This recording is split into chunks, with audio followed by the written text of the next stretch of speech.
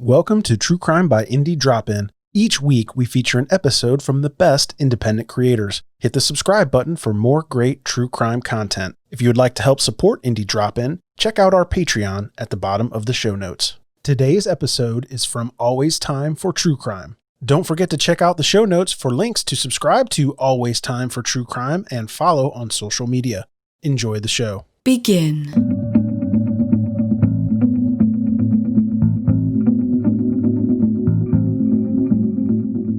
Hello, true crime fans!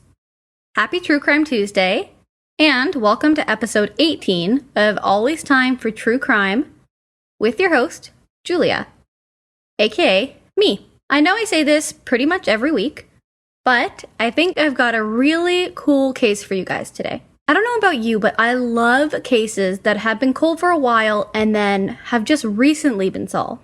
I also find the new technique of using genealogy to solve cold cases incredibly interesting. I know it's a bit of a controversial subject, as some believe that it's a huge invasion of privacy, but the true crime lover in me says that it's awesome. So today, I've got the story of the oldest cold case so far to be solved by genetic genealogy. Today, we're going to be learning about the murder of Susan Galvin.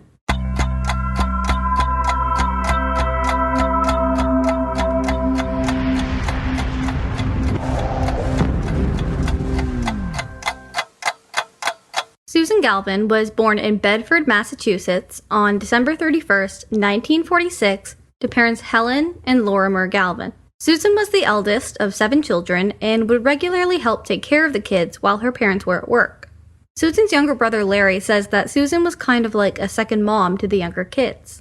At some point during her early childhood, the family relocated to Spokane, Washington. Susan continued to help her parents run the family while she attended school at North Central High School. Once she graduated, she decided to move out of her parents' house and start her own independent life. By all accounts, Susan was a really caring and responsible woman.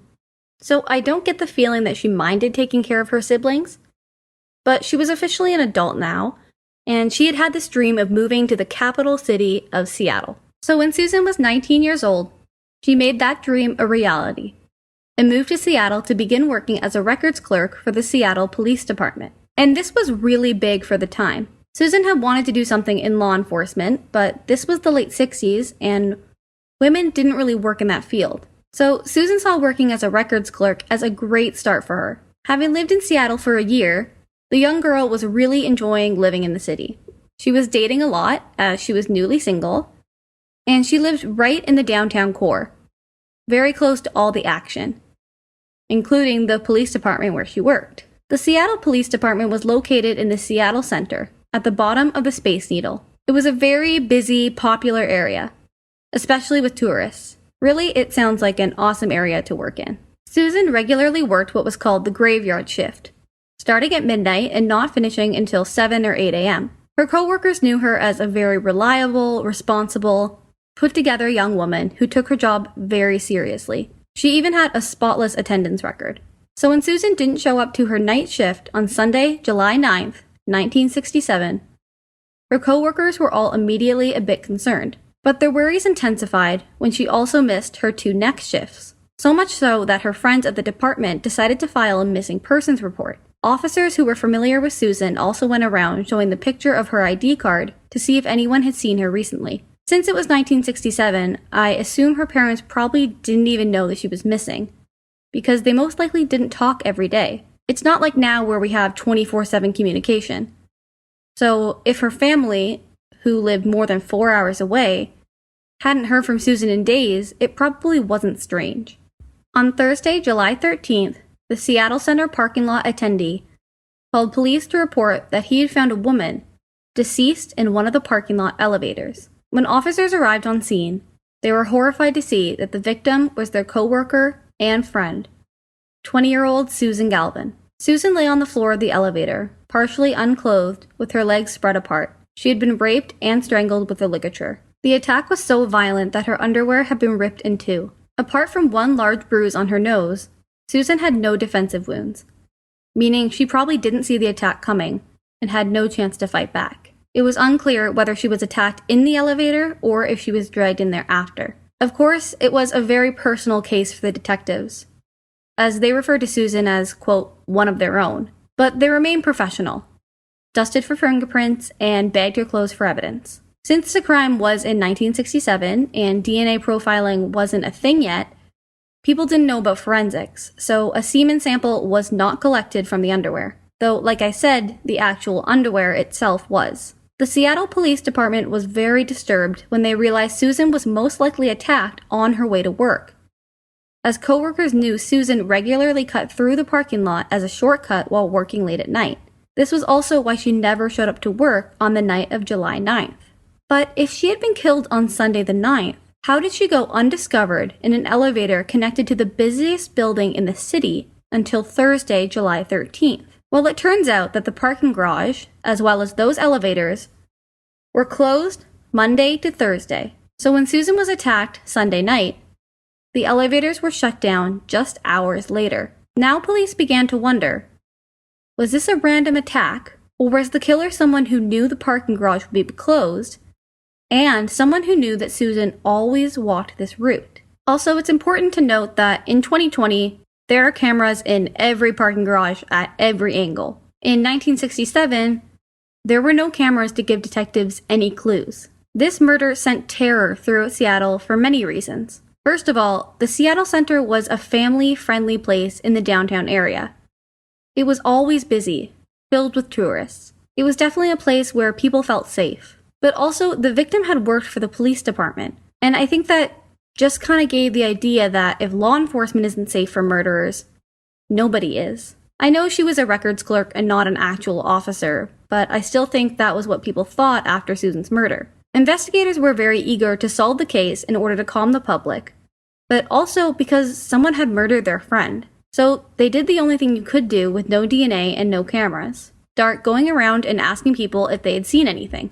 Detectives started with the parking lot attendant who was on duty on Sunday, July 9th. He said he left the garage at the end of his shift shortly after 6 p.m. He had closed the vehicle entrance to the garage so no more cars could come in. However, because people were still in the building and had yet to come collect their cars that were already parked, he kept the elevators in operation and timed them to close in the early morning hours of Monday. This would give people some time to finish their Sunday shifts at work and come collect their car before the garage closed for the week. This also meant that the garage was still open for people to come in. The parking lot attendant was clear, so investigators moved on to asking other people who worked in the building. A couple of employees of the Seattle Center told police they had remembered seeing Susan with a man that afternoon near the downtown core. It was possible that she had even been on a date, as it appeared to these people that the two were being flirty and had chemistry. Now, police believe Susan wasn't murdered until that night.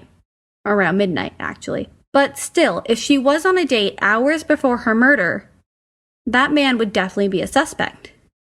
Police had to figure out who this man was. That actually turned out to be quite easy because many of the witnesses knew the man personally, as he too worked at the Seattle Center. This is where the case gets strange. The man who had apparently been seen with Susan was a man who went by the nickname Punchy and worked at the Seattle Center as a clown. Since he worked there, he might have been familiar with Susan's schedule, and maybe even after their date had waited for her to walk to the elevators so he could attack. He also would have known that the parking garage closed Sunday to Thursday. Punchy was known to be quite an interesting guy. He actually had a reputation as being a ladies' man. I mean, women love a guy who can make her laugh, right? Others said he was a bit obnoxious, eccentric, and all around just a pretty weird guy. What was even weirder, though, was Punchy's behavior following Susan's murder. According to his supervisor, Punchy had taken off work on July 10th and July 11th, the 2 days after Susan was killed. Then, when he showed up for work on the 12th, he quit his job without notice and said he was moving out of town. Fortunately, police were able to get an interview with Punchy before he relocated. When pressed, he denied even knowing Susan and said he had nothing to do with it. He even offered to take a polygraph test. His results were later determined as inconclusive. After that, police really had nothing to hold him on. So Punchy was released and he moved away. Since detectives weren't getting anything from the clown, they started looking into Susan's personal life, and were told by her family that Susan, like I mentioned earlier, had recently become single. She had previously been dating a man named Jay, a boy who she actually met in high school back in Spokane. According to the family, it seemed like the relationship was a bit one-sided, as they all thought Jay liked Susan more than she liked him. But what really got the investigators' attention were the circumstances behind their breakup. Susan had recently broken up with Jay after finding out that he had a criminal record. Because Susan was a record clerk at the Seattle Police Department, her job was to organize all the arrest reports. One night, while going through reports, she recognized the name on file. It was her own boyfriend's name. Jay had been under the influence of drugs and was actually arrested by Susan's coworkers. Susan was mortified that her boyfriend had gotten into trouble with her work friends and told Jay she didn't want to see him anymore. Like I said before, Susan took her job very seriously and was a very put-together young woman. So I imagine she wouldn't have wanted to get involved in people who were trouble. But was Jay angry enough about the breakup to kill? It's possible. After all, one of the 3 most popular motives for murder is revenge. The other 2 being love or sex and money. With this new information, police immediately went to check out Jay. However, it turned out he had an airtight alibi for the night of Susan's murder.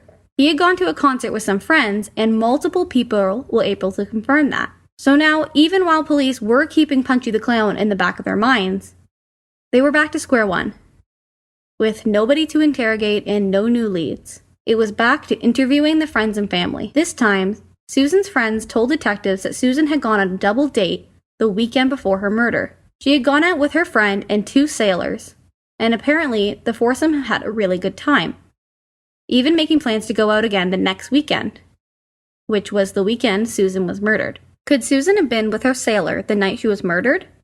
Perhaps after the date with the clown? I mean, Susan is straight killing it. 2 dates in 1 weekend? She just broke up with her boyfriend.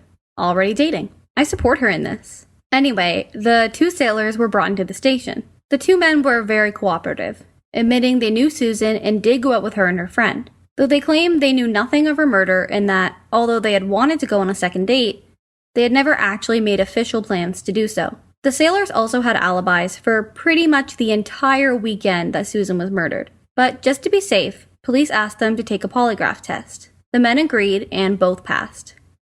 Another dead end. By this time, the police were becoming very discouraged. Like I said, this was a personal case for them, so they really wanted to see Susan's killer behind bars. When months passed and no new tips were coming in, investigators had to wonder if the case would ever be solved. Even as the case began to go cold, the detectives refused to put Susan's case away. Detective Rolf Norton, a detective for the Seattle Police Department in 2019, said that over time, the case was handed down from detective to detective, always getting a fresh pair of eyes on it. Then, when the lead detective retired, he would be sure to pass it on to someone else. Meanwhile, Susan's family continued to struggle with no closure. In an interview with Paula Zahn, Susan's younger brother Larry says that their mother suffered greatly and just couldn't handle it. She suffered up until the day she died in 2000. In the years that had passed since Susan's murder, detectives knew DNA technology was becoming more and more instrumental in solving criminal cases.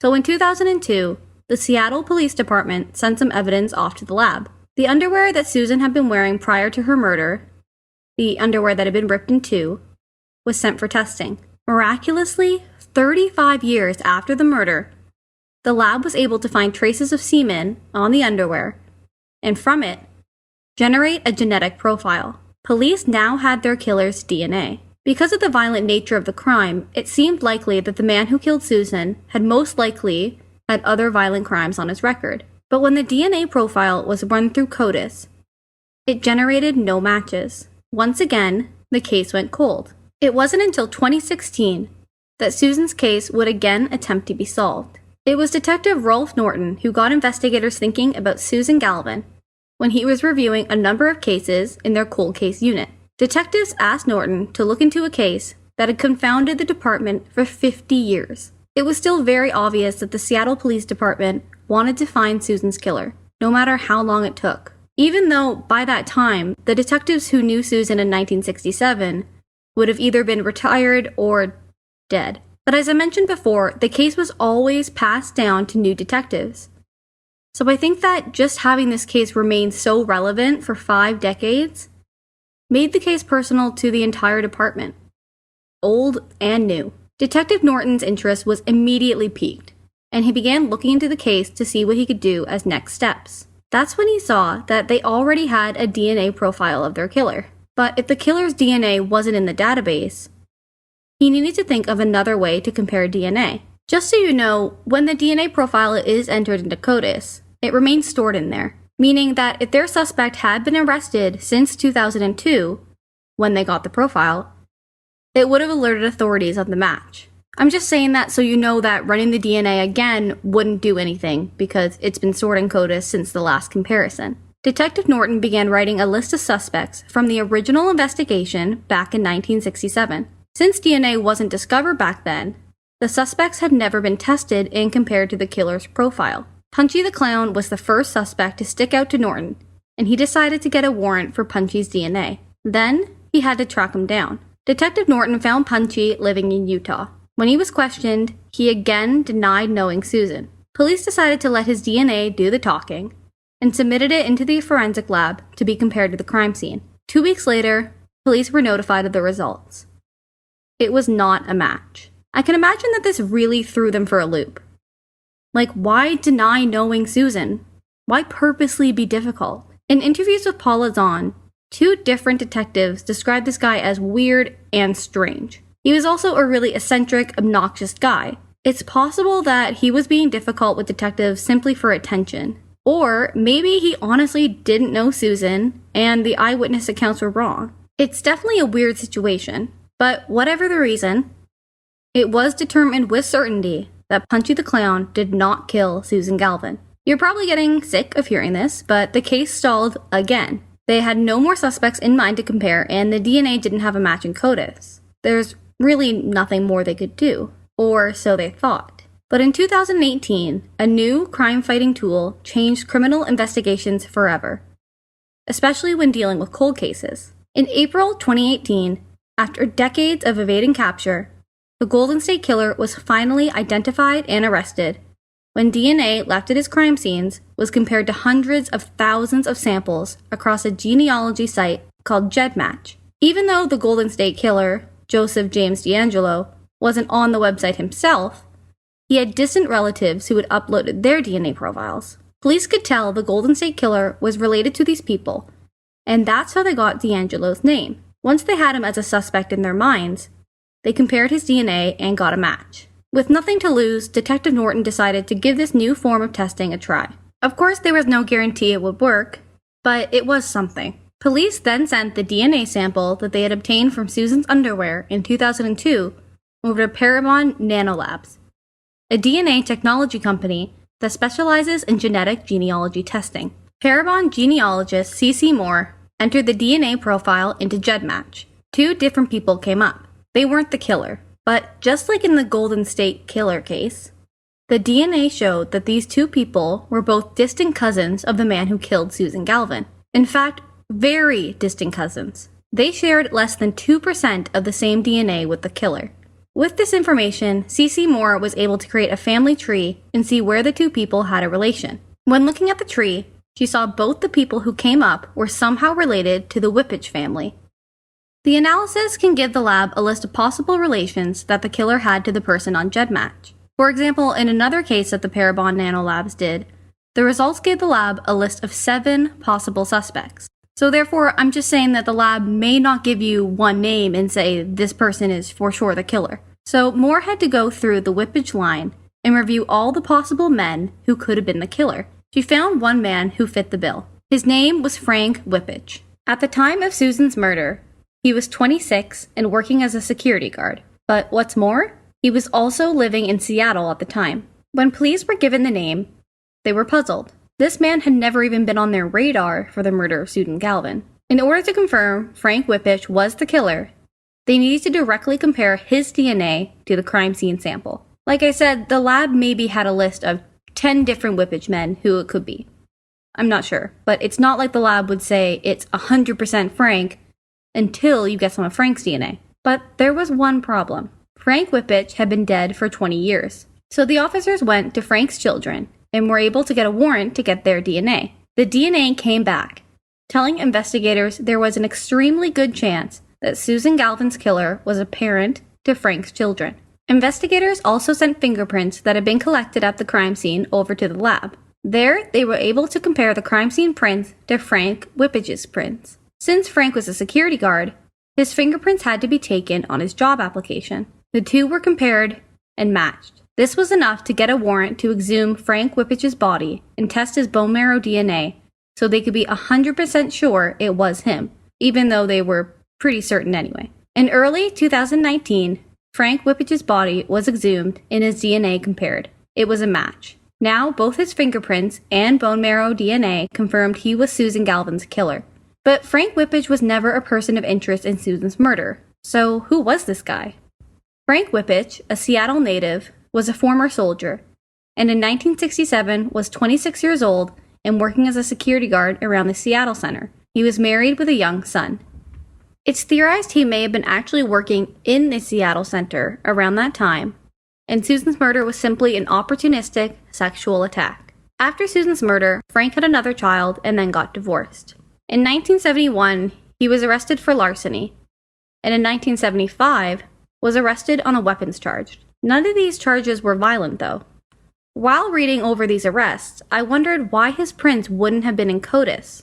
My guess is that in the early 70s, they didn't have a digital database yet, so his prints were only stored on hard copy. And then when CODIS was created, his prints weren't entered. Frank Whippage died in 1987 at age 46 from complications with diabetes. After he was confirmed as the killer in May 2019, investigators began looking into other unsolved murders in areas where Frank was previously stationed as a soldier: New York, Alaska, and even Germany. Perhaps he was responsible for more than just one. After all, it seems odd to do such a sexual and violent killing to a stranger and then never commit a violent crime again, or never have before. Frank's two sons were shocked to hear what their father had done, but were cooperative with the investigation and extended condolences to the Galvin family. Susan's family was very happy and thanked the investigators for finding the killer, even though Susan's parents and some of her siblings were already dead.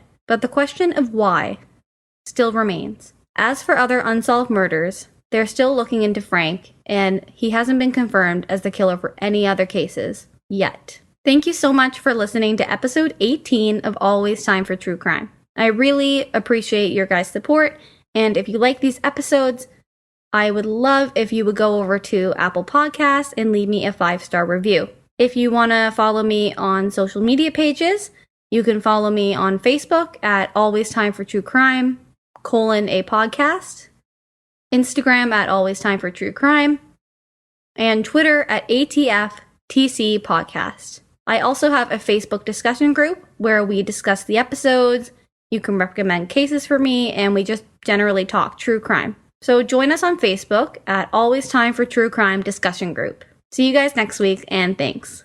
Thanks again to Always Time for True Crime for the amazing episode. Check out the links in the show notes to subscribe. Thanks again for listening to True Crime by Indie Drop-In. If you would like your show featured, reach out to us at Indie Drop-In on all social media or go to indiedropin.com. See you next time.